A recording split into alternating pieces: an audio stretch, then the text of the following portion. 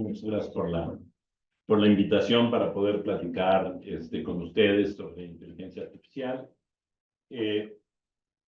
La idea es hablar de humanidades e inteligencia artificial y yo lo he planteado de manera muy general, cuando puedas, la presentación, lo he planteado de manera muy general, partiendo primero un poco de entender cuál es la situación de las humanidades en este momento de digitalización y a partir de ahí trazar algunas líneas de cuáles son los temas de preocupación, cuáles son los tópicos en los que se está discutiendo y al final me gustaría hablar un poco de las herramientas que se aplican en humanidades de inteligencia artificial, que todavía no son muchas, pero que obviamente es algo que que está ocurriendo al momento que estamos hablando. Si quieres, pasamos a la primera. Lo que ha ocurrido con las humanidades es algo, y digamos, yo entiendo que es algo que ha ocurrido antes en las ciencias sociales y ha ocurrido antes, pues mucho antes, por supuesto, en las ciencias, que la digitalización llegó, y sobre todo el estudio estadístico llegó mucho antes que a las humanidades. Pero las humanidades estamos enfrentando, por lo menos desde hace 50 años, pero en realidad de manera muy enfática desde los últimos 20 años, una continua digitalización de nuestros objetos de estudio. Y esta continua digitalización de los objetos de estudio lo que ha hecho es que aparezcan a las humanidades otros objetos de estudio que no estaban integrados en el horizonte de las humanidades. Pensemos que las humanidades estudian de manera muy general las producciones humanas y estas se han centrado particularmente en los libros, pero por supuesto también en la producción fílmica, en la fotografía, en fin, en la producción humana en general. Y de pronto esto se empezaron a hacer digitales. Y esto ha llevado a las humanidades, si pasamos a la que sigue, esto ha llevado a las humanidades a que de alguna manera se enfrenten con un tema del que no tenía la más remota idea, que es trabajar con datos. Porque los datos, lo que usamos cuando hablamos de datos, hablamos de representaciones. Pero hablamos de representaciones de muchas cosas. Las representaciones de letras, de palabras, de imágenes, de objetos, de medidas, de rangos. De manera que de pronto los humanistas nos hemos encontrado con el reto de tratar de entender los datos y sobre todo tratar de entender qué tipo de epistemología pueden tener los datos para las humanidades. Porque en un primer momento a las humanidades les pareció muy fácil decir, claro, si trabajamos con datos somos como científicos. Pero muy rápido nos hemos dado cuenta que no, que los datos en humanidades son datos construidos y que entonces su contenido representacional es muy problemático. Es decir, que, por ejemplo, si uno trabaja con los datos que hay en la Biblioteca Digital Nacional de México, por poner un ejemplo simple, uno tiene que saber quién construyó esos datos, quién los elaboró, bajo qué criterios se hicieron las clasificaciones que se hicieron en la biblioteca, por qué se eligieron esos libros, por qué se eligieron esas categorías para clasificarlas, etcétera, etcétera, etcétera. Y entonces en la representación interviene todo, interviene pues el fenómeno humano. Ahora, los humanistas nos hemos dado cuenta también que para trabajar con datos lo que necesitamos es usar algoritmos. Y los algoritmos se usan y se aplican ya mucho en todos los campos de las humanidades para generar conocimiento. Ahora, está claro, por supuesto, que los algoritmos con los que trabajamos los humanistas hasta hace 2 años, pues eran poderosos, eran muy interesantes y permitían hacer muchas cosas. Y luego llegó la inteligencia artificial y nos puso en una situación completamente nueva. De eso vamos a hablar. Pero bueno, un poco para cerrar, ¿qué son las humanidades digitales? Bueno, las humanidades digitales es un campo interdisciplinario que combina el uso del cómputo para el estudio de todos los temas relativos a las humanidades, es decir, la cultura, las artes, la literatura, la historia, la lingüística, en fin, ¿no? Las que son constitutivas de las humanidades. De manera que para las humanidades, debo decir, por supuesto, que no todos los humanistas se han vuelto digitales. Hay humanistas que resisten, que no se quieren volver digitales. Para los humanistas digitales, la tecnología, particularmente la tecnología computacional, ha abierto la puerta a nuevos métodos, a nuevas formas de elaborar preguntas, a prestar, por ejemplo, atención a los procesos de conocer más que al conocimiento mismo como un objeto acabado, es decir, más al hacer que al conocer. Y esto, bueno, pues con estas herramientas es que nos enfrentamos ahora a la inteligencia artificial. Ahora, he hecho este pequeño esquema para mostrarles, digamos, cuáles me parece que son, obviamente no son los únicos temas en que las humanidades han abordado la inteligencia artificial, pero me parece que son tres temas que a mí me gustaría resaltar de la forma como las humanidades vemos la inteligencia artificial. El otro día escuchaba una conferencia sobre post, post-artificialidad en el texto. No voy a hablar de eso aquí, pero es como la introducción de nuevos tópicos. Pero me parece que los problemas teóricos que se plantean ante la emergencia de la inteligencia artificial, los primeros, tienen que ver, digamos, con dos ramas distintas. Una es qué dice del hombre, es decir, qué significa que la inteligencia artificial haya aparecido para el hombre, cambia la concepción del hombre, nos obliga a revisar nuestras ideas de lo que es ser un ser humano. Vamos a entrar un poco con más puntualidad en un momento a esta serie de problemas que se desatan a partir de la emergencia de la inteligencia artificial. Pero también están las preguntas que tienen que ver con qué clase de tecnología o qué clase de artefacto es la inteligencia artificial. Y entonces vamos a ver dos propuestas que me parecen interesantes. Una que propone que la inteligencia artificial es una tecnología epistémica y les voy a presentar en la medida de lo posible los argumentos que sostienen que es una tecnología epistémica. Y luego, bueno, les hice llegar unos videos y los videos hablan sobre todo del último que me parece el más rico de todos. Bueno, no, los tres son súper temas, pero el último es el que ha ganado más interés para mí, que es una tecnología cultural que se convierte en una forma de modelar nuestra cultura. Y finalmente, me gustaría hablarles de algunas aplicaciones prácticas que la inteligencia artificial tiene en las humanidades digitales. Digamos, este es como el esquema de la charla que tengo ustedes para hoy. Comenzaremos pues viendo la IA como una evolución del ser humano, ¿no?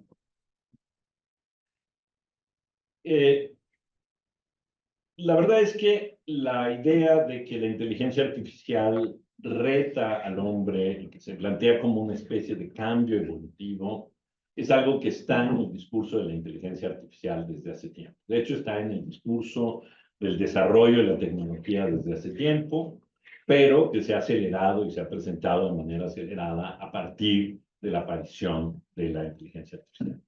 Las razones me parece que son obvias y ustedes seguramente las conocen y tienen que ver que la inteligencia artificial generativa de pronto es capaz de hacer una serie de actividades que pensamos que eran exclusivas del ser humano, como la producción de lenguaje, como la construcción de razonamientos elaborados, la producción de imágenes creativas, en fin, la simulación de la conciencia, la simulación de la conversación, la producción simbólica, ¿no? Todos estos aparentemente eran ámbitos humanos que ahora están en la máquina. Y esto se ha planteado en muchos campos como un salto evolutivo. ¿Lo es? ¿Lo es realmente? ¿En qué sentido puede ser un salto evolutivo? Esto tiene, por supuesto, antecedentes en el transhumanismo. No, la verdad es que he empezado a reconstruir el problema de la idea del hombre en el siglo XX, pues no he querido irme tan atrás, es decir, qué pasa con el legado de Darwin, por qué no hay una idea del hombre unificado, en fin. Pero, y luego estas fases que hemos tenido, digamos, este, como de repudiar la tecnología como algo que instrumentaliza al hombre. Pero el punto es que para 1990 en realidad hay una visión sumamente optimista de la tecnología.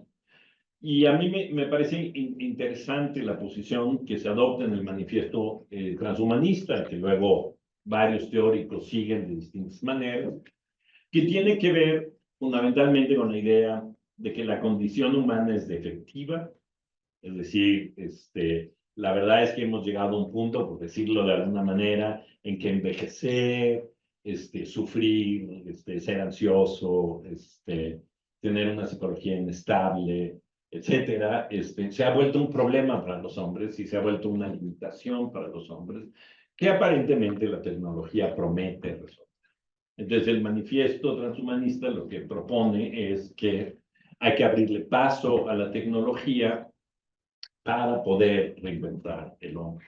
Hay que recordar que el manifiesto humanista tiene que ver particularmente con la clonación. Es decir, cuando se está discutiendo en los 90 la clonación, es cuando aparece el manifiesto humanista y entonces, bueno, siempre como contextual, pero vamos a ver que hay ecos de estas ideas del transhumanismo en, digamos, algunos de los promotores de la inteligencia artificial ¿no?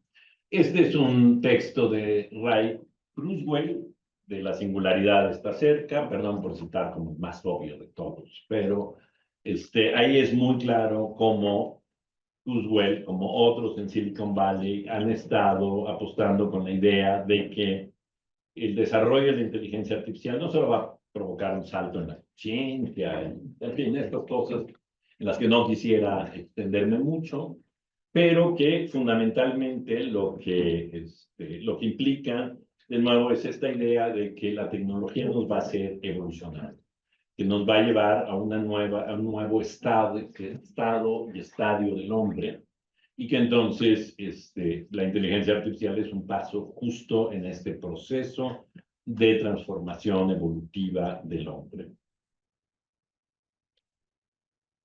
En realidad, digamos, esto es para cerrar ahí, la manera en que hoy estamos viendo que se problematiza la inteligencia artificial es a partir de una idea defectiva del hombre, es decir, la idea de que el hombre puede ser corregido porque ya no cumple necesariamente con todos los requerimientos para la vida que hemos estado construyendo y que además ni siquiera confiamos en nosotros mismos para hacernos mejores, de manera que digamos, confiamos ahora en máquinas para hacerlo de esta manera. Esta es una presentación, quiero que me entiendan, muy general del problema, porque, por supuesto, hoy se habla de tecnogénesis y dentro del concepto de tecnogénesis, por ejemplo, se habla de ecologías humanas, es decir, no una idea del ser humano, sino de un conjunto de formas de ser humano que tienen que ver con los territorios, con las sociedades, etcétera. Pero de alguna manera, digamos, el problema que plantea la inteligencia artificial es cómo se inserta en nuestra comprensión del hombre y en la forma en que entendemos que el hombre cambia y eventualmente evoluciona junto con las condiciones naturales y las condiciones sociales que están en permanente cambio. Con esto, digamos, cierro, digamos, este primer planteamiento general del problema y me gustaría pasar al siguiente, ¿no? Perdón, este es el cierre, ¿no? Simplemente, digamos, subrayar que la inteligencia artificial se presenta como un agente evolutivo, digamos, es al mismo tiempo, se presenta en algunas ocasiones como una manifestación de la evolución del hombre, pero también como un agente que impulsa la evolución. Ahora bien, ¿qué tenemos a continuación? La idea de, digamos, uno puede preguntar, es una tecnología, la inteligencia artificial es una tecnología que nos ha tomado por sorpresa, no porque no supiéramos que se estaba desarrollando, que no supiéramos cuáles eran los horizontes que se iban a alcanzar, sino en realidad porque me parece que el momento fundamental es cuando la comunicación con la máquina se puede dar con lenguaje natural. Entonces, evidentemente, esto transforma nuestra relación inmediata con la. Entonces, la pregunta es, ¿qué clase de tecnología es? ¿En dónde la agrupamos? Es decir, que es una tecnología que parece hacer muchas cosas a la vez, ¿y en dónde la agrupamos? Entonces, una propuesta de agrupación, es decir, se trata de una tecnología epistémica. Es decir, se trata de una tecnología que permite, digamos, desarrollar conocimientos, ya sea que, digamos, que se ubiquen justo en nuestra relación con nuestra continua generación de conocimientos, ¿no? Es muy obvio, ¿no? Hay muchas tecnologías de conocimiento que están, digamos, son artefactos que han sido hechos con ese fin, como el telescopio, por ejemplo, o como los escáneres para medicina. Es decir, elementos que lo que permiten es abrir un espacio de generación de conocimiento completamente nuevo.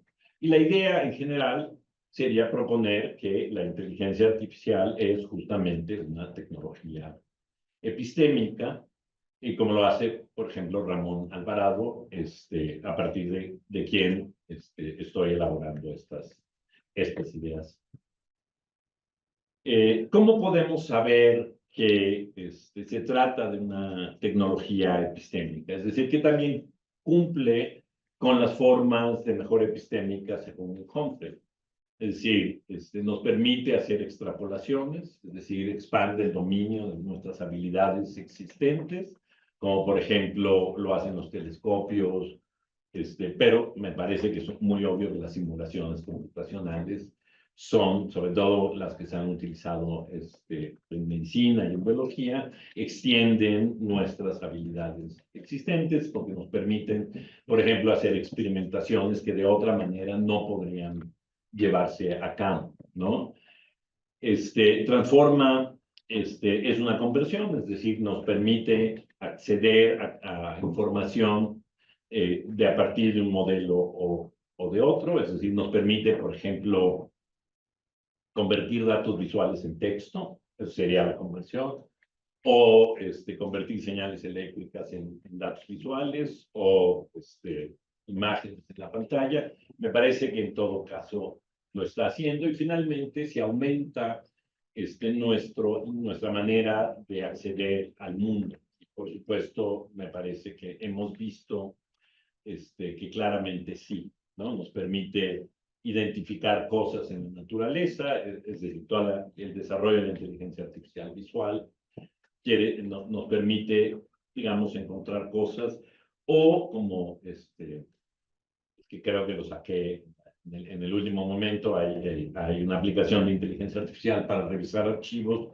médicos, de manera que uno no tenga que enfrentarse a las imágenes médicas más desagradables y perturbadoras, sino que esto lo puede hacer automáticamente. Nos permite acceder de manera mejor o de una manera más fácil. Entonces, en principio parece cumplir con todas las formas de mejora epistémica, de manera que sí sería una tecnología epistémica. Y entonces podríamos concluir, pues, que efectivamente nosotros utilizamos la inteligencia artificial en un contexto epistémico y con un propósito epistémico, como puede ser la investigación, en términos generales, y además tratamos con contenido que es propiamente epistémico, que son modelos, proposiciones, datos, ¿no?, que se encuentran ahí. Y por supuesto nos permite realizar además operaciones epistémicas que pueden ser muchas, desde el análisis estadístico, el reconocimiento de patrones, pero por supuesto muchas otras que podemos aprovechar utilizando. Entonces, me parece que digamos, concebirla como una tecnología epistémica es importante porque nos permite ubicarla en muchos sentidos en un lugar cercano al telescopio y a otros instrumentos, reloj, y a otros instrumentos que utilizamos con fines epistemológicos y entender mejor a qué tipo de tecnología nos estamos. Vamos a ver, sigue. Pero hay otra característica, es decir, efectivamente nosotros podemos considerar a la inteligencia artificial como una tecnología epistémica. Pero hay un aspecto que a mí me parece relevante, que es considerarlo una tecnología cultural. Es decir, que viene a unirse a digamos, no está, ni siquiera está en contra de la idea de una tecnología epistémica, sino que amplía la idea de la tecnología epistémica hacia una tecnología cultural, ¿no? Como pudieron ver, si alcanzaron a ver el video de Allison, básicamente estos son los puntos que ella plantea y que me parecen sumamente relevantes. Es decir, la IA es una tecnología que sintetiza otras tecnologías culturales, como las bibliotecas, ¿sí?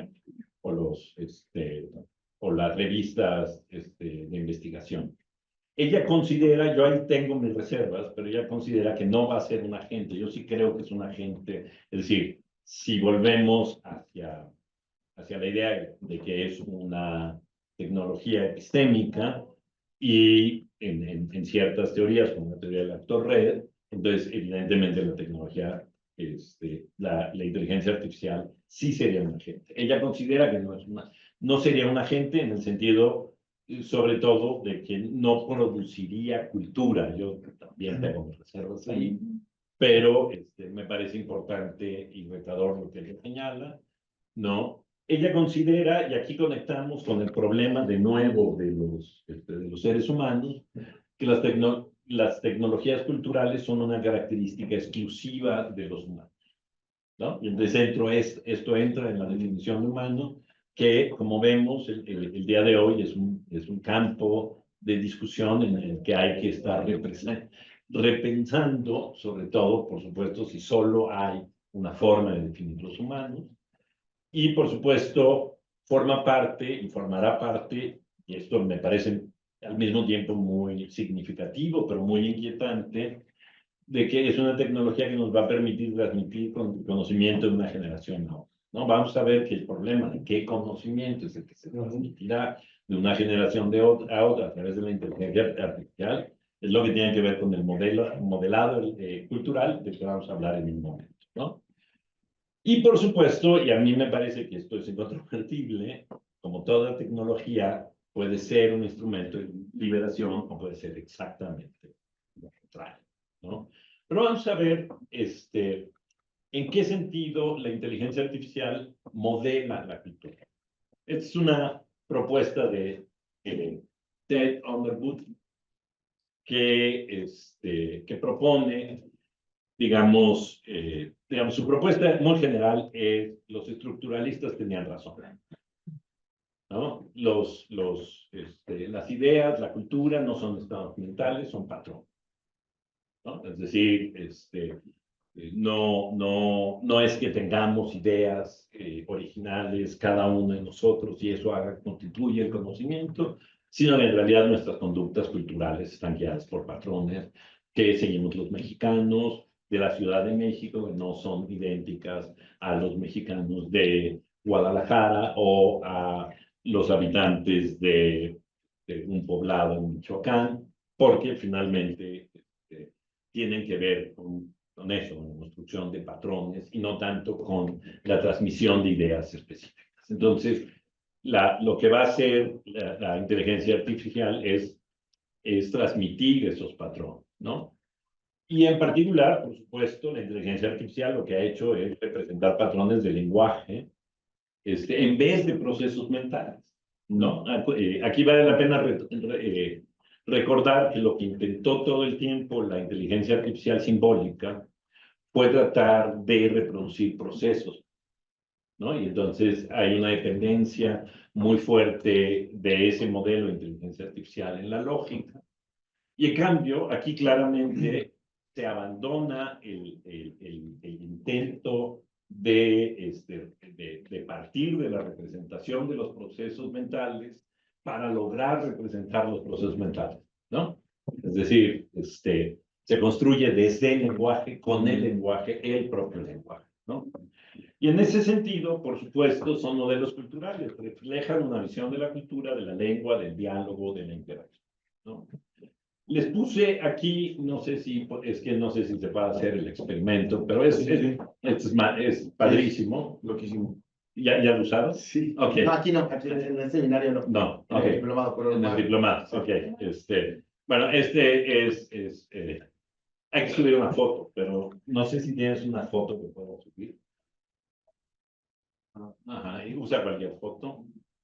Pero me interesa la respuesta que da para que vean cómo. Un ser humano. Ajá, sí tienen que tener un ser humano, si no, no.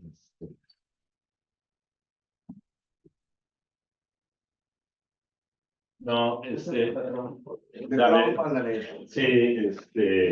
sí, a ver, control. No, lo hicimos el viernes también con la foto Aquí, de Rodrigo. Un gran colombiano conservador inteligente. Exacto. Por blanco.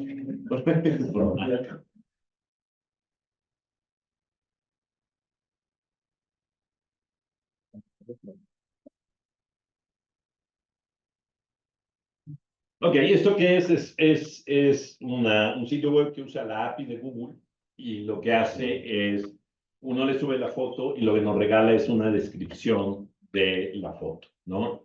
No va a funcionar tan padre porque ya identificó a Donald Trump, ¿no? Necesitaríamos usar otro tipo de foto, porque entonces no funciona.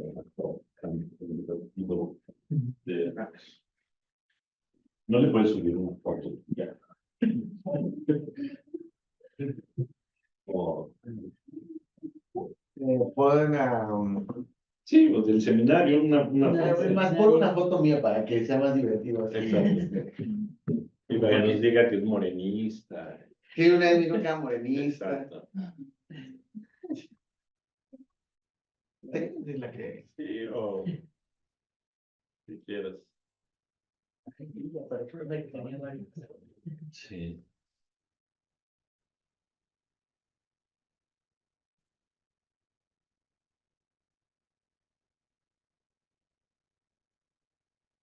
Se va durísimo, durísimo, ¿no? Y entonces, lo que es interesante aquí es ver todas las afirmaciones que hace respecto de la foto, ¿no? Entonces, es un joven, presumiblemente 25 años, que parece estar en un entorno interior con una ventana en todo, ¿no? Como no hay coordenadas precisas, no puedes saber dónde está, ¿no? Pero el estilo arquitectónico sugiere un área urbana, probablemente en la India, ¿no? Entonces, ¿qué idea tiene de un área urbana en la India para que lo que ustedes alcanzan a ver en la foto lo interprete, ¿no? El individuo es más probable de ascendencia del sur de Asia. Entonces, claro, la pregunta aquí es, ¿decidió primero que Josué era del sur de Asia y luego identificó la imagen como el fondo hindú o al revés, ¿no? Sí, sí, sí. En fin, pero vamos viendo cómo va construyendo una serie, ¿no? Sobre la base de las señales visuales, se estima que su alcance de ingresos oscila entre los 300,000 y 800,000 euros al año. 6.6 millones de pesos. Casi, que te la hagan buena, ¿no? Siendo el hinduismo su probable afiliación, ¿no? Vestido de una chaqueta y una camisa a cuadros, sus emociones parecen tranquilas, sus intereses podrían abarcar tanto actividades intelectuales como la tecnología, la lectura y la escritura, pero también algunas actividades destructivas como ¿no? Estas cosas a mí me vuelven loco, ¿no? El abuso de drogas y el vandalismo, ya sabes que es ciencias políticas, claramente, eso sí lo identifico. Eso es lo que identificó. Políticamente probablemente están alineados con el Congreso Nacional Indio, ¿no? Esta persona parece tener baja autoestima, ser introvertida, honesta, no te conoce. emocionalmente estable, aventurero y con bajo autocontrol. Por lo tanto, podemos apuntarlo con productos intelectuales y escapistas como una pen de fuente Montblanc, una letter journal de Moleskine, Coding Course by Coding Academy, Book Description, etc. ¿No? Entonces, como ven, la idea es sacar una serie de conclusiones sobre la imagen para poder ofrecer una serie de productos, ¿no? Ese es para lo que está construido. Aquí tenemos, son las categorías con las que trabaja, y esos son los datos que ha construido. Pero lo que es interesante es que veamos cómo lo que exhibe es un modelo cultural, ¿no? Es toda una idea de lo que es, de una cierta cultura, es decir, decide que los rasgos pertenecen a una cierta cultura y a partir de ahí hace atribuciones, a esta cultura. Entonces, espero que la policía no lo use. Exacto, esperemos que la policía no lo use, aunque hoy sacaba el Guardian una nota que comentaba que en Inglaterra sí estaban desarrollando un software para predecir si Josué podía convertirse en asesino serial. O sea, si podías cometer un crimen en realidad, ¿no? Pero, entonces sí, lo están pensando. Muchas gracias, volvemos a la presentación. Entonces podemos ver, por supuesto, cómo lo que hay reflejado ahí, como lo hay reflejado en todos los grandes modelos de lenguaje, es una forma de la cultura.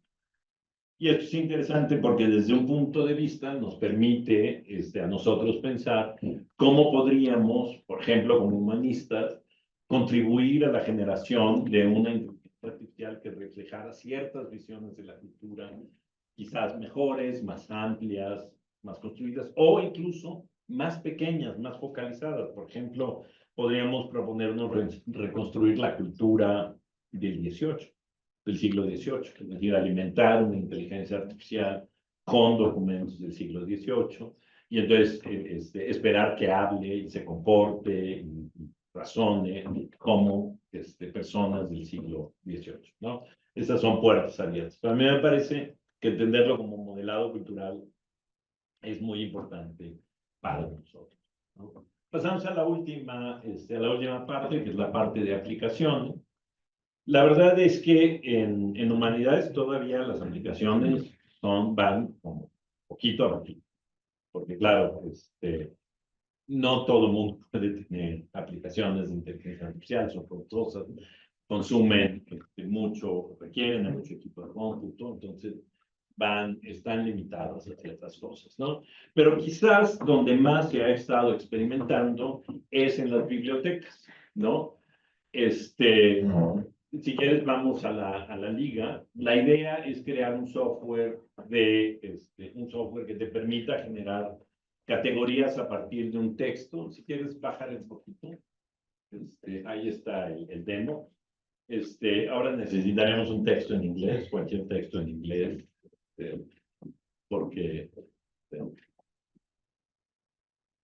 Y entonces, la idea de es que para las bibliotecas les podría resultar muy útil tener una inteligencia artificial que pudiera procesar todos los textos. Busca, sí, un texto en inglés, cualquiera, de un periódico, de lo que sea, lo que quieras, ¿no? Y que la inteligencia artificial te ofreciera categorías, o sea, parte del experimento es que te ofreciera categorías que no fueran las categorías obvias y que normalmente se usan en la biblioteca, sino que habiendo leído el texto, por decirlo así, o habiendo procesado el texto, hasta ahí si quieres, habiendo procesado el texto, te arroje una serie de categorías. Hay que escoger nada más que esté arriba, ahí en inglés. En inglés, gracias. Ajá. Y entonces, sobre este texto, los temas que nos ofrecen son los que aparecen ahí: inteligencia artificial, éxito, liderazgo, resolver problemas, empresas, etcétera, etcétera, ¿no? Entonces, una de las aplicaciones, uno de los problemas que tienen las bibliotecas, una de las cosas que se ha planteado en las bibliotecas es que los sistemas de catalogación son muy rígidos y dejan fuera muchas cosas. Y hacen, por supuesto, que el descubrimiento de información en las bibliotecas se vea en realidad entorpecido por las limitaciones de los sistemas de clasificación. Y entonces la idea es utilizar la inteligencia artificial para ampliar esos sistemas de clasificación, para que puedan reconocer en el texto mayor número de, de propuestas de clasificación que eventualmente se pudieran utilizar. Volvemos a la acá. En fin, pasamos a la que sigue. Este es el que te... Víctor estaba hablando hace un momento. La Universidad de los Estudios de Módena y Emilia-Romagna tienen un proyecto de humanidades digitales, inteligencia artificial, que se orienta sobre todo a análisis de medios, visión por computadora, reconocimientos de patrones, comprensión de video y texto, procesamiento de lenguaje natural, etcétera, ¿no? Pero destaco aquí uno de los trabajos de ellos, que es tratar de reconstruir qué era lo que Monet tenía enfrente cuando pintaba, es decir, hacer una pintura a una imagen realista de la pintura. Tiene también, y este no lo puse, pero es de estos, utilizar inteligencia artificial para poder identificar los textos antiguos que combinan imágenes, ya saben, dibujitos con letras, y que son muy difíciles de codificar. Y entonces la idea es poder utilizar la inteligencia artificial, poder utilizar la inteligencia artificial para identificar ese tipo de, y codificar ese tipo de libros antiguos. Ahora, si pasamos, ¿no? Este era el otro proyecto, no lo saqué, este era el otro proyecto que les comentaba. Hay muchas, ¿cómo se llama? Muchas colecciones y muchos archivos, no solo que son muy amplios, sino que son perturbadores, por ejemplo, archivos de guerra, archivos médicos, etcétera. Y entonces, la idea es poder utilizar las inteligencias artificiales para revisar estos archivos, ¿no? Que tienen además otra condición, como son archivos médicos, son confidenciales, ¿no? Y entonces es más fácil que la inteligencia artificial pueda verlos porque, digamos, no es un humano quien los está viendo y puede hacer muchas más cosas. Y entonces la idea es justamente una manera de añadir capas de metadatos, de añadir más identificación a las imágenes, sin que, ¿cómo se llama? En fin, sin que el usuario tenga que enfrentarse a esas imágenes. Pasamos a la última. Lo mismo pasa con los archivos coloniales, en donde lo fundamental es, por ejemplo, ya saben que uno de los problemas de los archivos coloniales es todo lo que se deja fuera, ¿no? Todo lo que se dejó fuera porque no era blanco, inglés, holandés, ¿no? Y entonces una forma de poder entrar en esos archivos y cambiar la forma de ver esos archivos es igualmente utilizar inteligencia artificial para generar una codificación automática de los objetos sin que, aunque ahí con lo que hemos visto en el modelado cultural siempre hay un pero con la idea de que fuera neutral y que pudiera haber cosas que ojos humanos con ciertos prejuicios no pudiera ver. Me parece que es la última, ¿cierto? Sí. Y con eso, digamos, terminaría yo mi charla sobre las humanidades y la inteligencia. Agradecemos mucho al doctor. Suma bastante a todo lo que hemos venido trabajando interdisciplinariamente, que es uno de los conceptos que usted menciona y volvemos a destacar, la importancia de lo inter y multidisciplinario. Ya tenemos varias participaciones, insisto, es un grupo que regularmente participa mucho. Vamos a ir primero a las digitales, regresamos presencial y hacemos este pimponeo. Antes de ir, no haré algún apunte el día de hoy porque justo me recordaste, Ernesto, un fragmento que les leí también a Victoria, el equipo del diplomado, que aborda Juan Villoro en su último libro, No soy un robot, y me gustaría compartírselos a propósito de este ejercicio en donde me convertí en profesor hindú que gana muchísimo afiliado a un partido conservador. Dice Villoro en la página 64 del libro No soy un robot: la necesidad de averiguar destinos a partir de los relieves del cráneo fundó una rama de la ciencia, la frenología, que brindó resultados útiles en la anatomía comparada, pero también llevó a excesos como los de César Lombroso. En El hombre delincuente de 1876, vean hace cuánto tiempo, el criminólogo italiano estableció tipologías del crimen a partir de la fisionomía. Tenía la innoble cara del ladrón, comenta al contemplar la frente deprimida de un prisionero. Este determinismo puede provocar diagnósticos irreparables y hacer que alguien sea arrestado sin más cargo que el preocupante contorno de sus cejas. Y pensémoslo en este programa que acabamos de observar. Nuestra modernidad, que con tanto ímpetu avanza hacia atrás, ha recuperado dicha amenaza. Según información de la BBC, la Universidad de Harrisburg en Estados Unidos anunció que había llevado a cabo una investigación capaz de predecir si alguien es un criminal, basándose exclusivamente en una foto de su cara. De inmediato, 1,700 académicos firmaron una carta solicitando que el estudio no se diera a conocer. Sin embargo, aún no hay normativa respecto al uso jurídico de las facciones. En este aspecto, el rostro de la ley está en blanco y termino diciendo, bueno, citando Villoro, ¿podemos confiar en ser detenidos o exonerados por una imagen? ¿Llegará el momento de decir, me salvé por un píxel? No, me parece que interesante la reflexión de Villoro, lo que nos menciona Ernesto, el programa que acabamos de ver, y los tiempos que actualmente corren, en donde estos espacios de interdisciplina y crítica son muy necesarios desde su parte analítica y también axiológica. Sin más ni más, mi querida Arlet, te avientas los comentarios con tu ya clásico rap de cada 8 días. ¿Cuántas serán preguntas si se puede compartir la presentación? Y más de saludos. Rodrigo Esparza pregunta: ¿no sería tomar en objetos de estudio cuantitativos a modo de las ciencias sociales, en vez de cualitativos, el aplicar las metodologías de las humanidades digitales a las humanidades en su sentido canónico? Rodrigo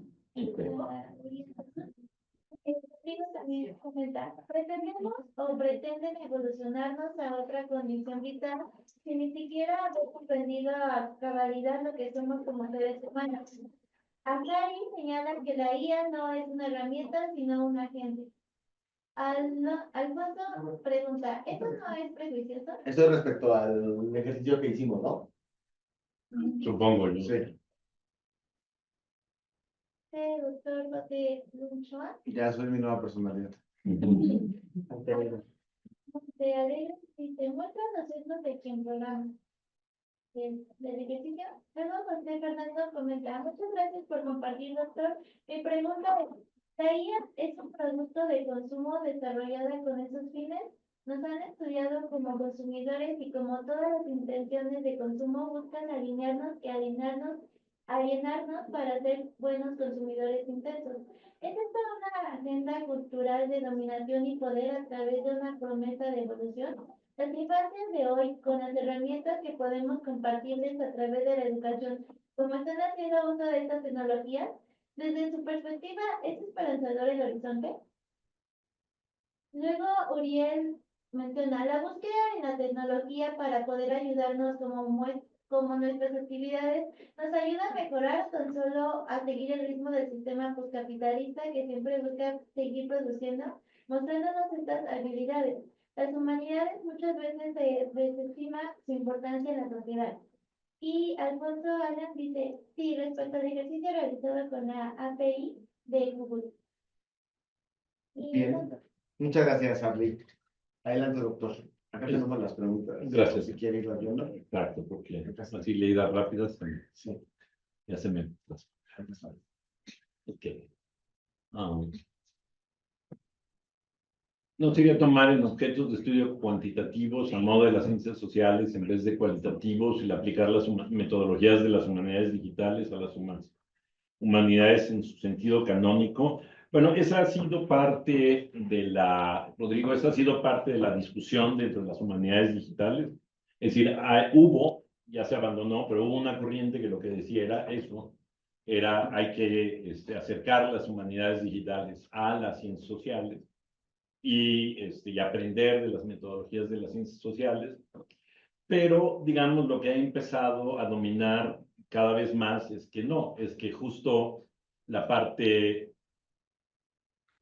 cualitativa, es decir, la parte del análisis de los resultados, del significado que los resultados tienen, etcétera, siguen acercando las cosas más al campo de las humanidades, ¿no?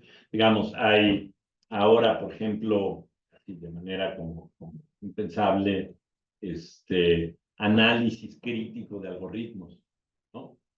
Es decir, tomarlos como exactamente igual que un objeto cultural, que un libro, y hacer un análisis de qué es lo que están suponiendo, por qué se conforman de esa manera, etcétera. Yo, por supuesto, no soy especialista en eso, pero sé que hay un campo de desarrollo por ese lado. Entonces, en fin, hay que aceptar que hay una cierta como intención de mantener las humanidades dentro del juego, no fuera del juego, no acercarnos a otras, como solución a las humanidades, acercarnos a otras, a la adopción de otras metodologías que no son propiamente de las humanidades, ¿no?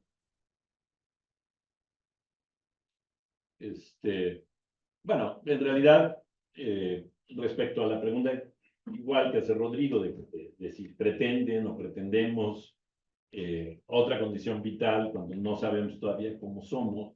Aquí lo que pasa es que o sea, la paradoja y el problema que presenta la inteligencia artificial es muy rica. Modelamos la inteligencia artificial pensando como en la mejor versión de nosotros, en una especie de mejor versión de nosotros mismos, ¿no? Y entonces suponemos que ese es un modelo de evolución, ¿no? Que es un modelo evolutivo, que es un lugar hacia el que nos deberíamos dirigir, ¿no?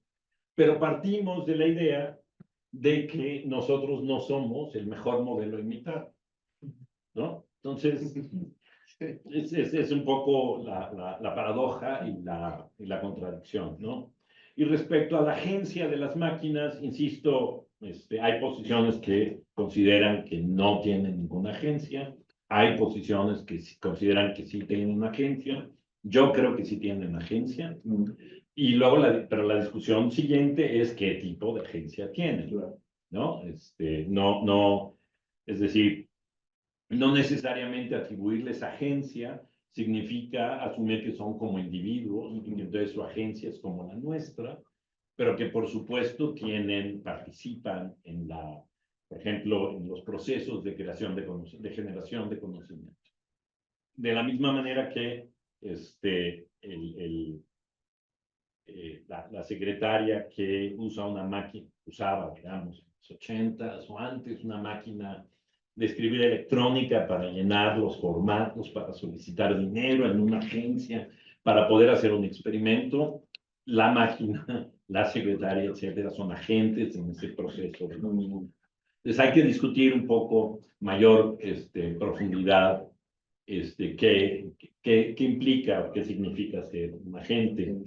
Por supuesto es prejuicioso, Alfonso, digo, es prejuicioso, pero yo me quiero imaginar la mente de una persona que vende, un agente de marketing, cómo nos mira, con qué referencias culturales nos mira a nosotros para decir, digamos, y lo ves mucho en los anuncios comerciales, es decir, esta idea de que los anuncios comerciales, sobre todo televisivos o en las revistas, deben representar algo aspiracional. Y entonces uno lo puede ver y decir, pero yo no aspiro a eso. Pero la gente que concibió el anuncio, sí. Y entonces, claro, es prejuicioso, ¿no? Que ya tienes un nombre. Y Ok, sí, la inteligencia artificial es un producto de consumo.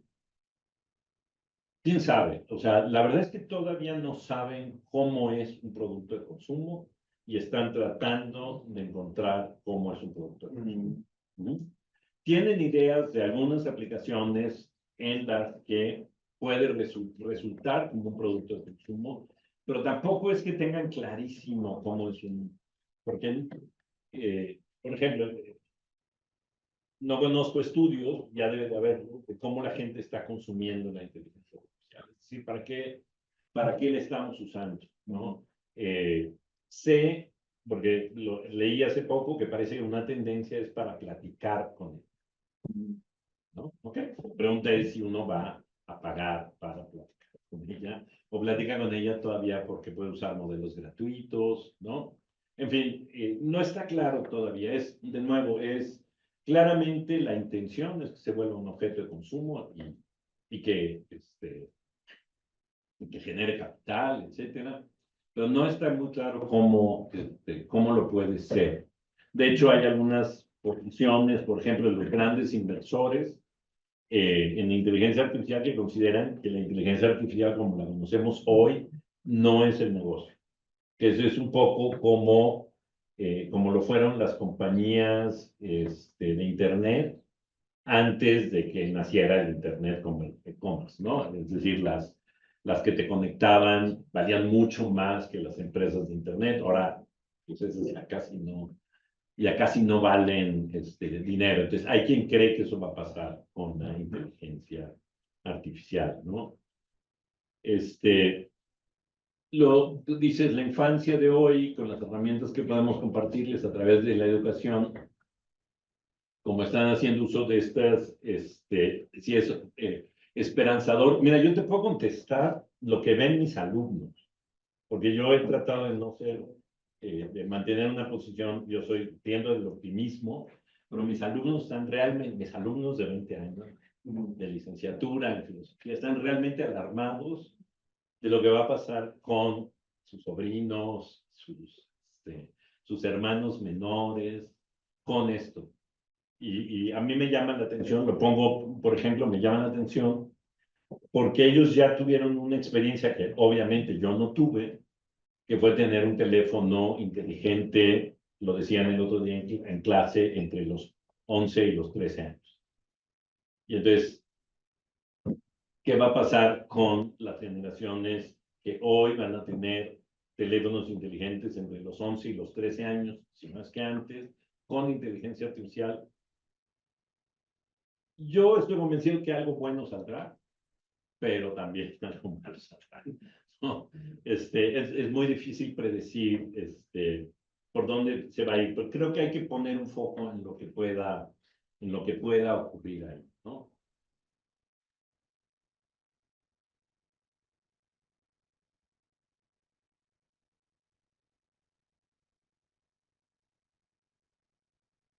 ¿Qué te puedo decir? Sí, las humanidades se suele desestimar su importancia en la sociedad, porque nosotros también como humanistas vivimos una paradoja. Se supone que somos como los conservadores de la cultura, somos los que fomentamos que haya bibliotecas, que haya museos, que se guarden las cosas, que se conserven, etcétera, ¿no? Y de pronto nos encontramos en un mundo de una transformación inmediata donde nosotros tenemos que transformarnos. Entonces, las humanidades digitales es un poco una respuesta a ese momento, de cómo podemos seguir contribuyendo al mismo tiempo manteniendo una tradición que conserva, pero cambiando, ¿no? Y entonces a mí me parece que ese es un poco el dilema en el que nos encontramos en este momento y que, bueno, se van encontrando caminos, ¿no? El otro camino que han seguido, digamos, casi todos los caminos que han seguido, evolutivos, por llamarlos así, o de adaptación, que han seguido las humanidades, ha sido hacia la interdisciplina. Es decir, la historia con la sociología, la historia con la economía, la historia con el derecho, la filosofía con la economía, con la ciencia, con el derecho. Es decir, abriéndonos no solo a la reproducción de una tradición, sino al diálogo amplio con todo lo que está ocurriendo en el mundo. academia, en las ciencias, y tratar de ofrecer, digamos, y contribuir desde ahí a todo, ¿no? Entiendo que el lugar social que tienen hoy las humanidades es poco claro, ¿no? Hubo un momento que era así como esplendoroso, pero ahora es menos claro qué lugar ocupan las humanidades, porque el problema de las humanidades es que no le gustan a Trump, ¿no? Ni a mi ley. Ni a Milei, ni a muchos otros. Es decir, sí, claramente es muy incómodo tener a alguien que te está criticando todo el tiempo, que está diciendo que hay cosas que no marchan bien desde un punto de vista humano, y entonces, bueno, Existen los derechos humanos. exacto, existen los derechos humanos, en fin, ¿no? Es un problema. Es un problema, porque además ni siquiera tenemos lo que ocurre con las ciencias sociales, que tienes la parte muy crítica, pero también la parte muy acoplada al sistema, ¿no? Entonces tienes, por supuesto, los economistas críticos, también tienes los economistas neoliberales, etcétera. Entonces, en fin, yo no sé si ser neoliberal hoy es bueno, pero, ¿no?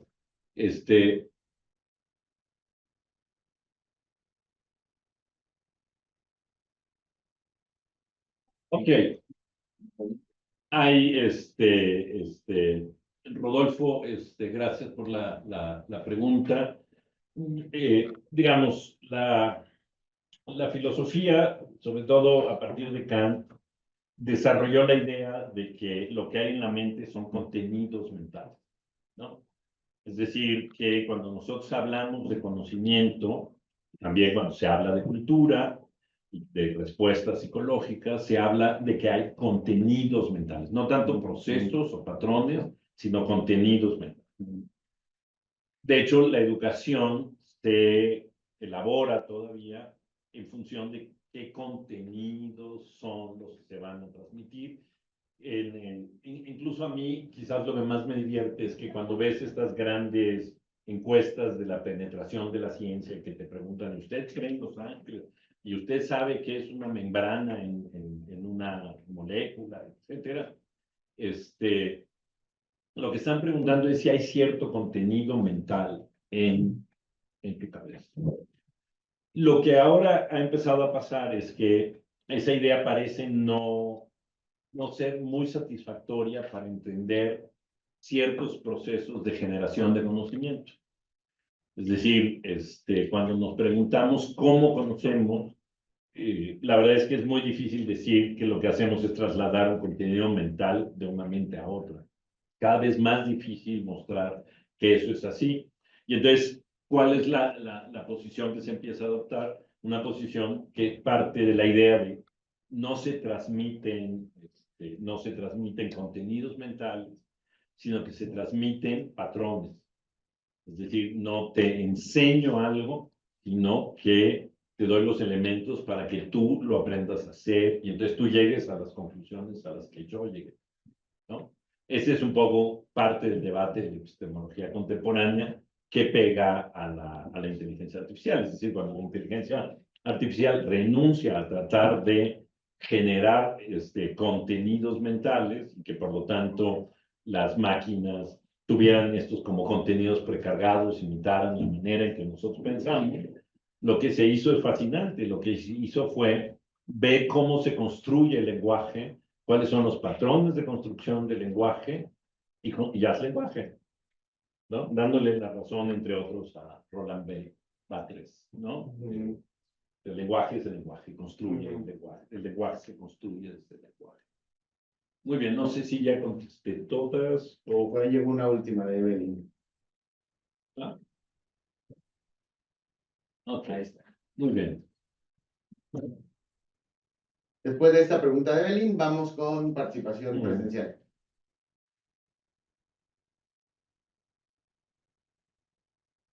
Bueno, ese es el gran reto de la educación actual, ¿no?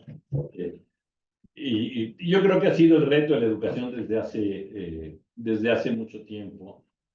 La pregunta, y además esa es una pregunta que todo el tiempo, por lo menos en las humanidades, es una pregunta, porque se supone que nosotros enseñamos pensamiento. Yo creo que es falso que el monopolio del pensamiento crítico sea humanístico. Yo creo que el pensamiento crítico está en todos los campos del desarrollo del conocimiento, pero lo que no tenemos claro es qué enseñar para que eso se desarrolle. Y ese es y cómo adaptarnos, digamos, a estos procesos. Yo una cosa que intento en clase, como seguramente lo hacen aquí en el seminario, como lo debe de hacer Josué en sus clases, es cómo puedes tener un acercamiento crítico con las herramientas de la, ¿no? Es decir, no podemos quedarnos satisfechos con la idea de, ¿cómo se llama? No podemos quedar satisfechos con la idea de que está ahí y ya, sino está ahí porque qué representa, qué contenidos tiene. A mí, algo que yo no sé si esto ha alcanzado a todo el mundo, pero todo el fenómeno que se ha producido con Gork me parece muy interesante, hablando de agencia, cómo la inteligencia esta artificial de Twitter, que se llama Gork, se ha convertido en un agente político en Twitter. Los usuarios lo consultan para decirle, oye, ¿y quién es el presidente más bonito? ¿No? Y si no contesta lo que el presidente espera, ¿no? Entonces ya no importa que conteste, es un statement político relevante, ¿no? Dependiendo de quién lo hace. Y es muy interesante que la gente lo use para tratar de probar sus propias tesis políticas, ¿no? Y entonces, al hacerlo así, lo convertimos en un agente político.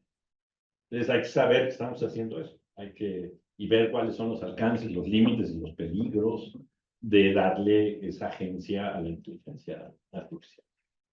Entonces sí, hay que pensar mucho. Ahora, yo también creo que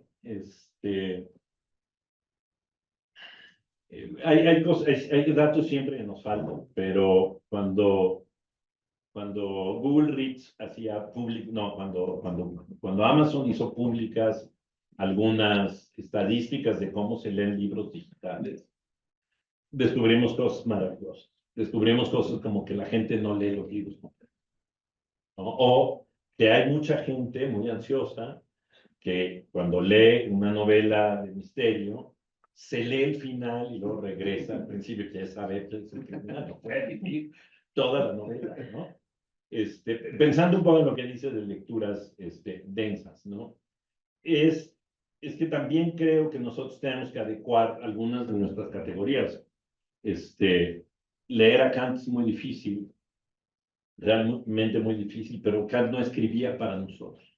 Leer a Santo Tomás de Aquino es todavía peor que leer a Kant, porque tampoco escribía hacia nosotros. Entonces, eso ya requiere de una lectura especializada, altamente especializada.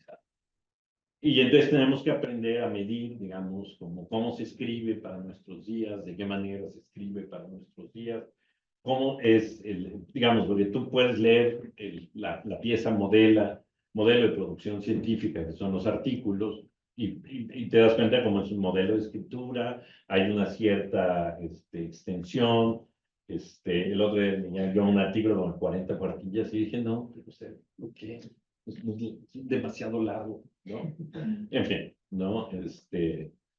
Y entonces, ¿por qué? Porque se acomodan un poco a nuestro tiempo, a nuestras ideas, a la forma en que nosotros procesamos conocimiento. Entonces, también ahí creo que hay ajustes que hacer. Pero bueno, creo que con eso ya. Bien, vamos con una ronda ahora presencial. Justo en el último estudio que sacan colegas aquí en la UNAM sobre el uso de inteligencia artificial entre comunidad académica y profesoras y profesores, los dos usos que más se sitúan aquí en la UNAM y que tendríamos que irlo particularizando en muchos otros contextos, porque creo que también es otro de los puntos a lo que nos invita la IA, que no se consume igual en distintos sitios, ni en distintos sectores etarios, ni tampoco a nivel de género, ni tampoco a nivel de especialidades. Pero dos de los puntos con los que coincide su hipótesis, doctor, es búsqueda de información y platicar con la IA. Entonces creo que son dos elementos que ahí nos dan puntos para seguir problematizando. Como comentaba hace un momento al equipo que ahorita va a tocar ir a platicar con adolescentes de la prepa 5. Estoy muy contento por ello porque quiero escuchar qué posiciones tienen al respecto de este fenómeno. Y creo que ese proceso de escucha es fundamental. Igual hay un canal en YouTube que probablemente conoce, doctor, que se llama La Fonda Filosófica, buenísimo. Y el profesor que conduce La Fonda Filosófica menciona, a ver, yo te voy a explicar a Schopenhauer, lo explica como en 6 horas y es extraordinaria su explicación. Pero esto solo es el jugo de naranja. Tú tienes que ir a buscar tus naranjas, hacer todo el proceso para que no te tomes solo el jugo. Si pensamos esto incluso en narrativas como TikTok, pues es 100 mililitros, pero pueden ser herramientas también de aprendizaje, de enseñanza-aprendizaje. Por cierto, el doctor Piani tiene su TikTok, síganlo, y aborda cosas muy interesantes en estas nuevas narrativas, y también tiene libros, es parte de este ecosistema. Bien, colega, vamos a hacer la misma dinámica. ¿Quién quiere comenzar? Y vamos hacia la derecha a ver si... Uriel, y vamos hacia la derecha para ver si tienen comentarios. Adelante, Uriel. Buenas tardes, muchas gracias. La verdad es que ha sido una plática maravillosa. Creo que por acá ya en digital hacían una pregunta un tanto similar a lo que quiero plantear. En tanto, ¿cómo explicamos o insertamos la IA desde hoy en el capitalismo? ¿Es la IA una consecuencia del capitalismo, una evolución del mismo? Y en ese sentido, si el episteme que nos propone acá de la IA proviene del capitalismo. Pues digo, en términos generales, tampoco es una disertación de 80 cuartillas, pero creo que sí nos podría ayudar a lo mejor a dilucidar un poco qué estamos tratando de esperar de, o se está construyendo a partir de, ¿no? Y la segunda pregunta es si podríamos decir que entonces la inteligencia artificial generativa, sobre todo, no solo imita, sino también innova. Y si en algún momento la podremos comparar con alguna de las otras tecnologías más recientes, como lo fue el Internet de la década pasada, pensando en que principalmente podría imitar ciertas cosas, pero después esa misma imitación llevó a otras transformaciones de la propia sociedad, ¿no? Es decir, como en algún momento en la televisión o en las redes sociales. El ejemplo concreto que quiero poner es que la transformación del ámbito audiovisual reciente es que antes mucho grabábamos en horizontal, siempre iba como la idea de horizontal. En los últimos años, casi la última década para acá, el formato giró y ahora grabamos mucho en vertical, ¿no? Es decir, esa transformación que no viene precisamente de la configuración de las redes sociales, pero sí un poco de lo que nosotros como usuarios hacemos. Y ahí me caigo. Muy bien, a ver, intento una respuesta. Tenemos ya varias décadas tratando de encontrar apellido al capital. Que si es que ya somos postcapitalistas, o que si somos neofeudalistas, o que si somos, ¿no? Esto para mí es un reflejo, y hay que pensarlo así, de dos cosas. El capitalismo está cambiando, ¿no?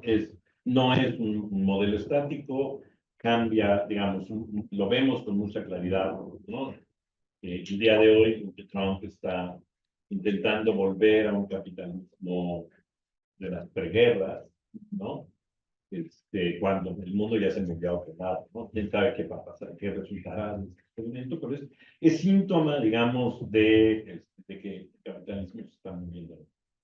La inteligencia artificial forma parte de ese movimiento, pero también forma parte de las condiciones que van a transformar el capitalismo.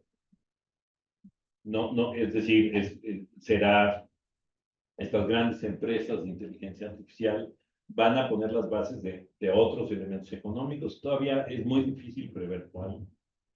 Pero a mí hay una idea que me parece muy clara, es decir, ¿qué ha cambiado? Y digamos, los que tenemos ya cierta edad tenemos el privilegio de ver qué cambió, ¿no?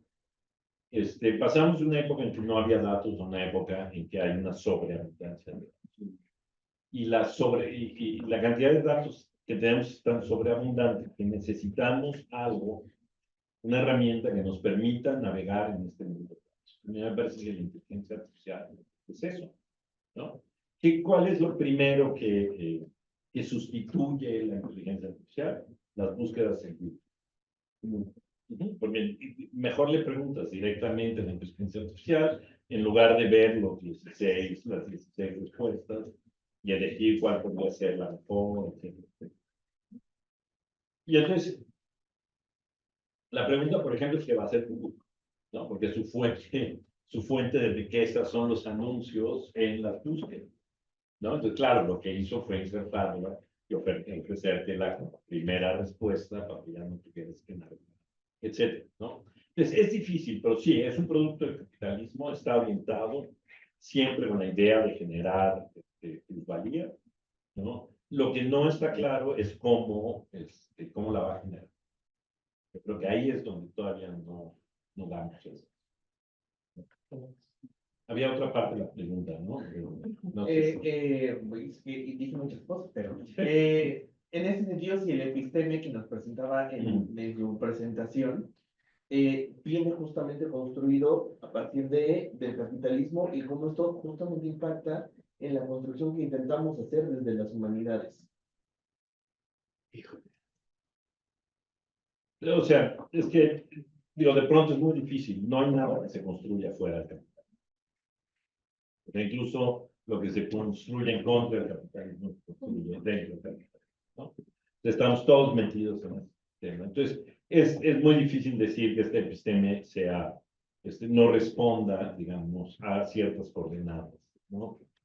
Lo que pasa es que sigue una tendencia, o sea, a mí me parece que en el momento actual estamos siguiendo una tendencia que tiene que ver, por un lado, digo, va a haber seguramente luego respuestas en contra, pero por un lado, en pensar de manera plural y no de manera esencial. Es decir, pensar de que hay ideas del ser humano y no la idea de que el ser humano está definido por una condición o un grupo de condiciones, ¿no? Ese es un. Pero eso, que parece como muy sencillo y muy fácil de aceptar, pues le da la torre a las humanidades, que se han cultivado siempre pensando que el ser humano es un ser claramente identificable y cuya producción es claramente identificable, ¿no? ¿Por qué? Porque abre la puerta además a que el ser humano se construya y se forme y varíe en función del territorio, en función del grupo social al que pertenece, de la sociedad en la que se encuentra y de las tecnologías que tenga disponibles. Y entonces esto vuelve más complejo muchas cosas. Y claro, necesitamos una epistemología que de alguna manera se adecue a esta visión más plural, más estructural, menos reducida a esencias o principios invariables como principio. Muy bien. Vamos a seguir con la ronda presencial. Ahorita regresamos a digital. Al respecto de esto, John Daniel nos dice, yo también considero que las relaciones sociales están cambiando con la IA. Se rompe el patrón convencional de adquisición de capital. ¿Cómo lo conocemos? Es interesante de qué manera podría reapropiarse el sistema capitalista de estas dinámicas que están surgiendo, que es una de sus cualidades más poderosas. Bien, alguien presencial, te tenemos en lista, estimado Alejandro, ahorita vamos para allá de nuevo. ¿Alguien presencial tiene algo que comentar o preguntar, colegas? Carlos. Gracias, doctor. Es una presentación muy interesante. Y digo, por un lado, me gustaría rescatar un poco la pregunta del compañero y lo que usted comentaba en algún momento, ¿no? De que en cierto punto no se sabe todavía más bien cómo monetizar la inteligencia artificial, porque también, digo, según algunas fuentes que he consultado, un poco la idea del metaverso es la que está detrás, ¿no? O sea, ese es el verdadero objetivo, o sea, porque de alguna forma era como el gran horizonte, pero se puso un poco en pausa porque necesitan modificar la base misma de cómo funciona Internet, porque la forma que le quieren dar al metaverso no puede estar soportada por los protocolos que hoy se tienen, ¿no? Y por el tipo de información y cómo se procesa la información y todo lo que de eso, ¿no? Entonces, de alguna forma, quizás la inteligencia artificial sea como el paso previo, ¿no? A llegar a una reconstrucción de lo real en entornos digitales, ¿no? Eso como para ponerlo ahí, no sé cuál sería su opinión. En segunda instancia, recuerda Simondon cuando menciona como la reacción humanista ante los objetos técnicos, ¿no? De cómo los objetos técnicos se le proponen al humano y una primera reacción es decir, es que nosotros no somos iguales a los objetos técnicos, por esto, por lo otro, ¿no? Pero él aboga un poco por esa idea de que no hay una distinción o de que esa distinción no debería enunciarse en términos reaccionarios o en términos de pensar que lo humano realmente es algo como usted dice, estable y no más bien contingente, ¿no? Entonces, no sé si de pronto usted nos podría compartir o referencias o ideas que desde las humanidades se estén proponiendo un poco para romper esas dicotomías entre lo humano y lo técnico, sino más bien tal vez pensándolo en términos de un ensamblaje, en términos de una continuidad, en términos de, no sé, pero eso, saber si desde las humanidades y la filosofía hay una continuación de esas ideas. Muy bien, a ver, respecto a la primera parte, yo la verdad es que pensé que la idea del metaverso ya la habían dado, Ah. ¿no? Y ya con la aparición de la inteligencia artificial, ya todo lo que apostó Meta de que iba a pasar, pues me queda claro que ya no pasó y no sé si, no sé si pasó. Coincido contigo que la inteligencia artificial puede ser un paso para construir otro Internet. Sí, sí. Eso es indudable. ¿Qué tipo? De nuevo, creo que no está claro. Alguien decía que el que descubra cómo se va a hacer súper, ¿no? Descubra cómo, pero todavía no está claro, ¿no? Pero sí creo que vamos hacia allá, o sea, vamos hacia un Internet compuesto por máquinas con las que podemos hablar y que nos van a ofrecer distintos tipos de resultados, ¿no? Y me queda claro que además vamos hacia un Internet que tiene nuevas herramientas, digamos, es muy probable que todos conozcan Notebook, que es ML, ¿no? Que es una herramienta así como, guay, ¿no? Y además vamos a descubrir que las inteligencias artificiales se van a poder especializar, ¿no? Por ejemplo, en tareas académicas, hacer bibliografías que yo odio, ¿no? Para ese tipo de cosas se van a poder ir especializando, porque lo hacen muy bien, ¿no? Entonces, es difícil prever hacia dónde vamos. Recuérdame nada más la siguiente parte porque se me... Sí ha habido desarrollos desde la filosofía y las humanidades para tratar la idea del humano. A mí la que más me convence es la de tecnogénesis. O sea, hay dos, que yo la compondría de dos elementos, ¿no? Una es cuestionar los modelos dicotómicos. Es decir, el modelo dicotómico de la biología, de que hay un código genético y luego una filogenética, ¿no? Que es, ya sabes, una cosa que no se mueve, siglos en moverse, y una cosa que tiene un ciclo de vida y cambia.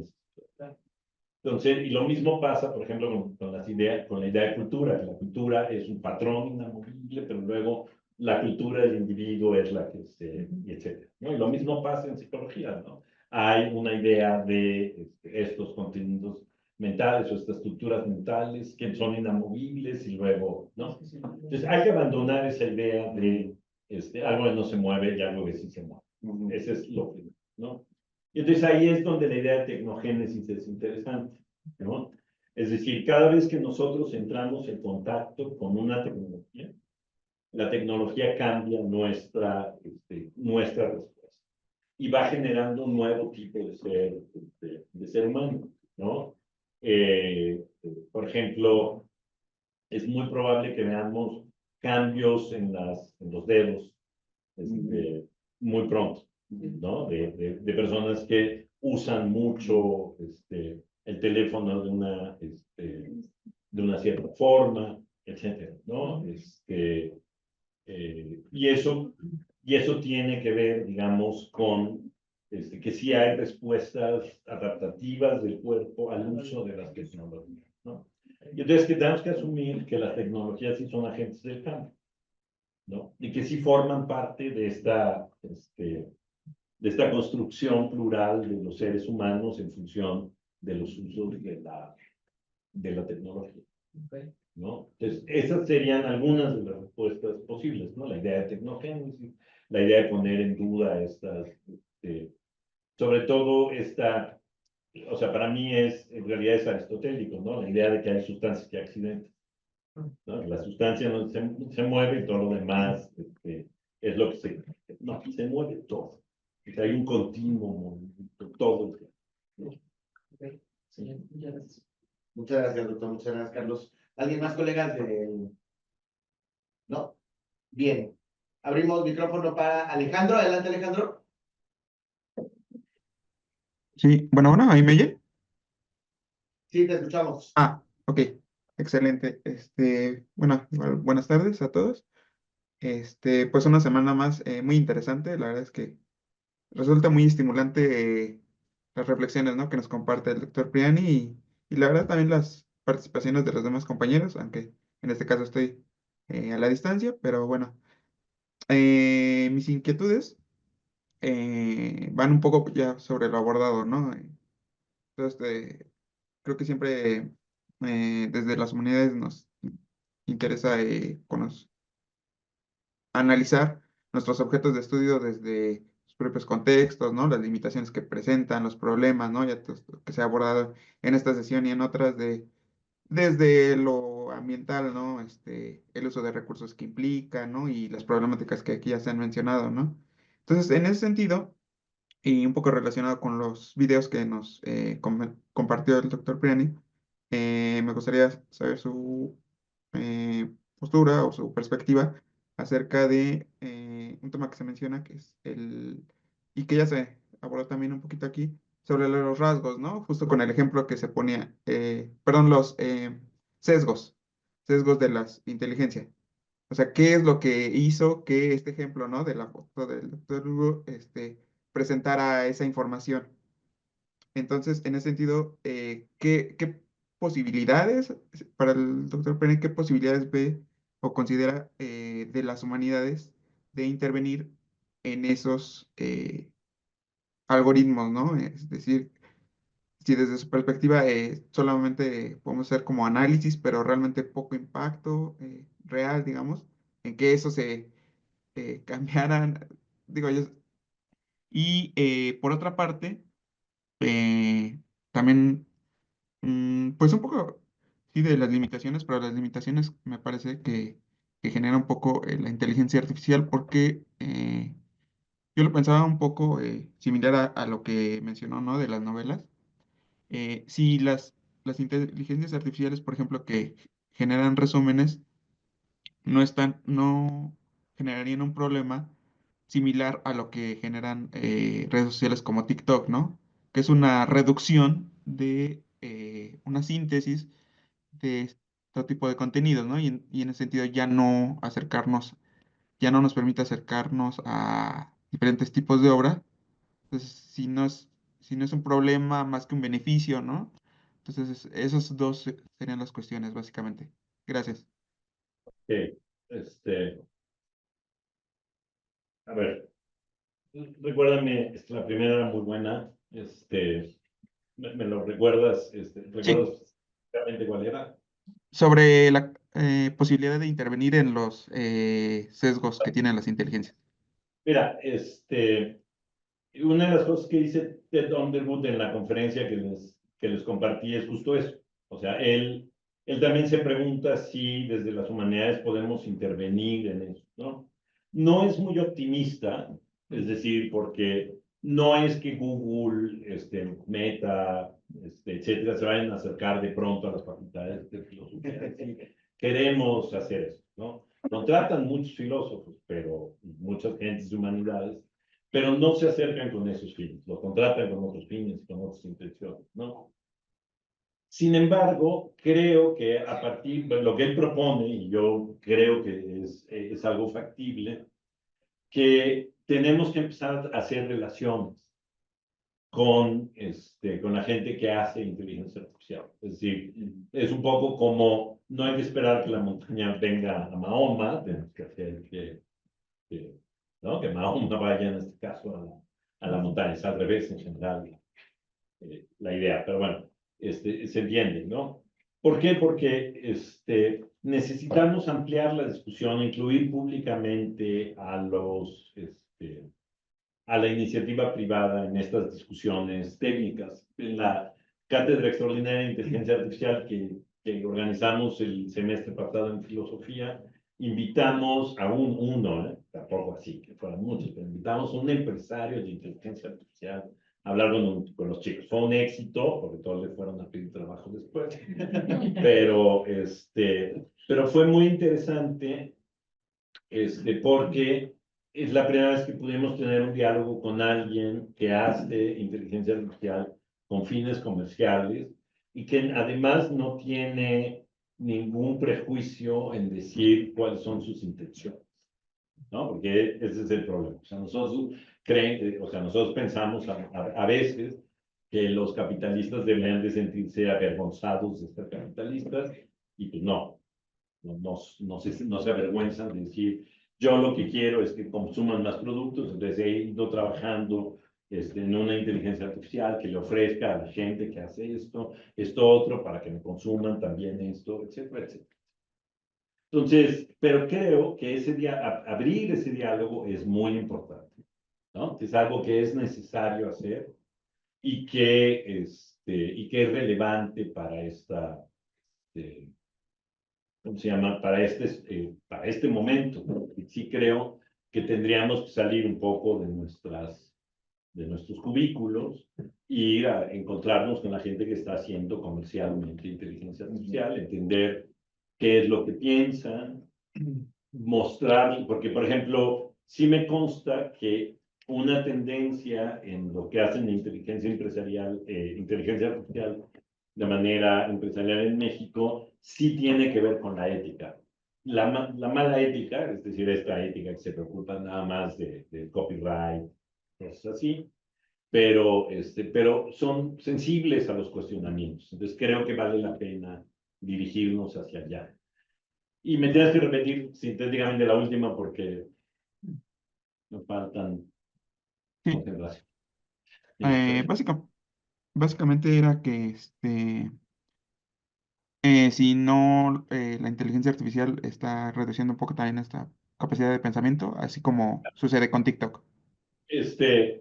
Bueno, sí, a ver, una tendencia mundial actual es reducir todo. Y digamos, eso trae consecuencias malas, sí, pero trae consecuencias buenas, sí. ¿En qué sentido?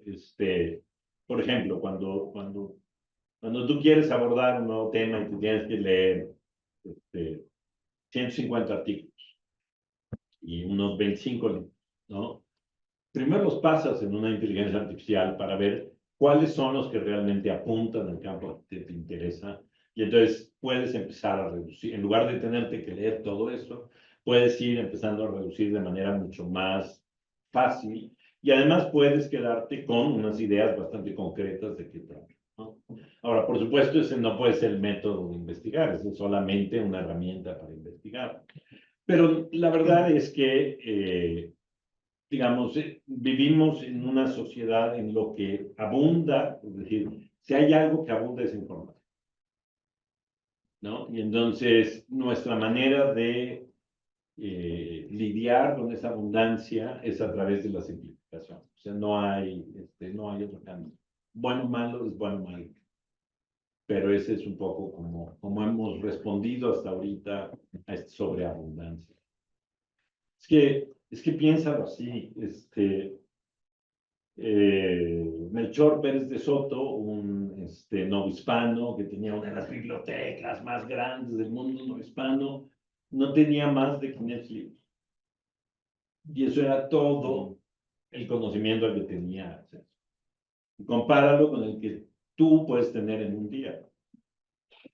Entonces ¿no? Y además no solo es escrito, es visual, es auditivo, es de todo tipo, ¿no?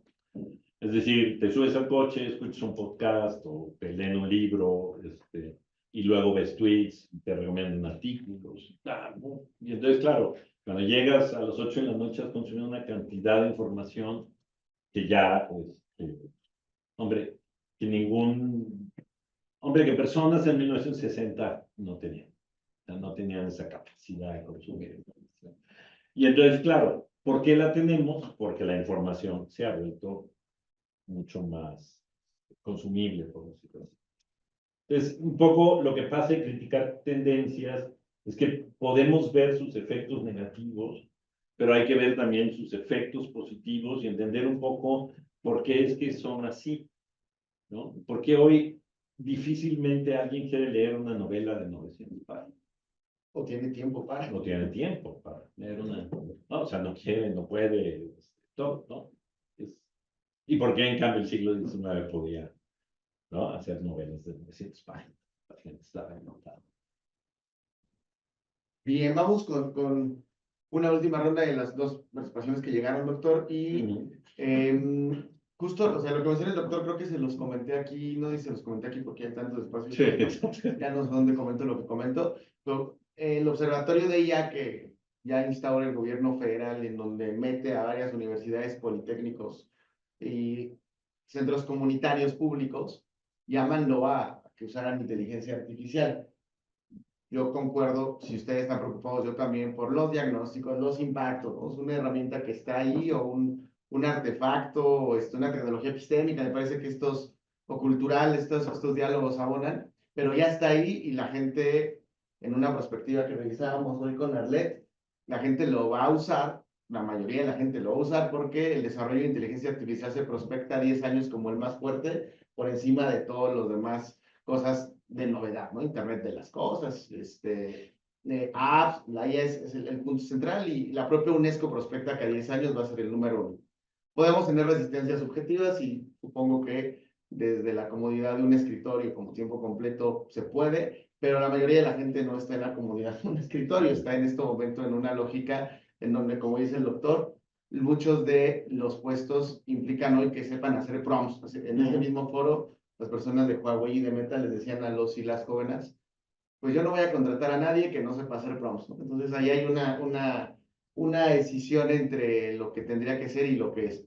En medio de todo esto, también concuerdo con el doctor que cosas que aquí planteamos, yo pensé que lo que iba a decir era muy obvio, ¿no? Que las brechas, la alfabetización, no es tan obvio. O sea, justo no, hay muchas cosas de este lado que no están cuestionando allá, y hay cosas de allá que tampoco estamos considerando aquí. Entonces creo que este diálogo, sin perder la parte humanista, ética y crítica, es fundamental, y hay mucho por aportar desde los propios espacios en que cada quien se constituye. Dicho lo cual, estimado doctor, llegan los últimos dos comentarios. Dice Edgar Alejandro, se ha comentado calificado a la IA como herramienta contra gente. ¿Qué tantos esfuerzos se deberían dedicar a clarificar y educar a la población sobre ese aspecto y sus implicaciones en nuestra integración como sociedad? Y habla Jorge sobre Fock y Harsing como creadores, como grandes influenciadores, y un buen ejemplo de cómo una buena intención derivó en un esquema de modificación conductual masiva vía redes sociodigitales. Vale la pena regresar y revisar sus trabajos y contrastarlos con lo que hacen hoy.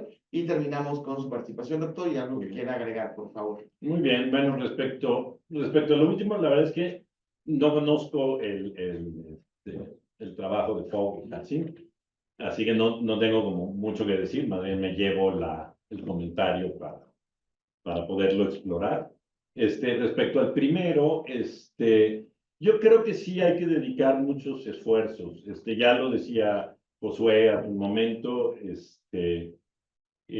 hay, digamos, hay una barrera, hay una barrera de integración social entre quienes pueden utilizar o no pueden utilizar la tecnología. Y además sabemos que no es lo mismo un uso guiado de la tecnología que un uso empírico de la tecnología. Nosotros usamos en general ambas, ¿no? Muchos de nosotros aprendimos a usar todo esto apretándole a los botones a ver qué pasaba y ya, ¿no? Y luego, en algún momento alguien nos explicó, mira, si sigues este procedimiento puedes lograr esto, etcétera, ¿no? Entonces yo sí creo que hay que hacer un esfuerzo, porque la integración social va a depender en muchos casos de las habilidades, justo lo que decías, de las habilidades de la integración de estas herramientas, ¿no? Y también de entenderlas como herramientas, como agentes.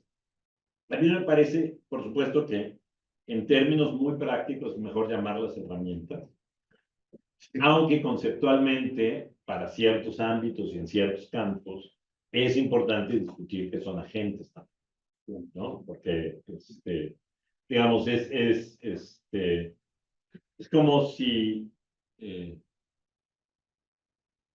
digamos, es como si le añadieras algo de confusión, algo que en realidad para en principio tendría que ser muy fácil, ¿no? Mejor es algo que nos puede servir para algo y luego ya discutimos si eso nos transforma, cómo nos transforma, cómo co-crea conocimiento. Me parece que esa es una discusión como de otro nivel que no tiene necesariamente caso involucrarlo al inicio. Muy bien, doctor, pues le agradecemos muchísimo. Llegamos ya casi a la mitad un poquito más de la mitad del seminario. Ha sido muy rico todo lo que hemos ido aprendiendo. La próxima semana hay vacaciones aquí en la UNAM, entonces no nos vemos dentro de 15 días para hablar sobre apropiaciones disruptivas. Va a estar interesante la sesión. Y recuerden que les mandamos por ahí una invitación. Mañana tenemos un evento en la Facultad de Ciencias Políticas y Sociales. Quienes quieran y puedan sumarse serán bienvenidos y bienvenidas. Es también de acceso libre. Y habrá conferencias, talleres y ciclos. Si pueden presencial, nos saludamos, por favor. Y si no, también habrá transmisión en línea. Muchas gracias al CEICH, a la UNAM, al doctor Ernesto, a todas las personas que se conectan. Jimena, Arlet y Daniel como parte del equipo, muchas gracias. Saludos a Querétaro y a todas las personas que están saludándonos por ahí. Gracias a ustedes. Y le pedimos al doctor su presentación para que se las Claro que compartamos. sí. Gracias.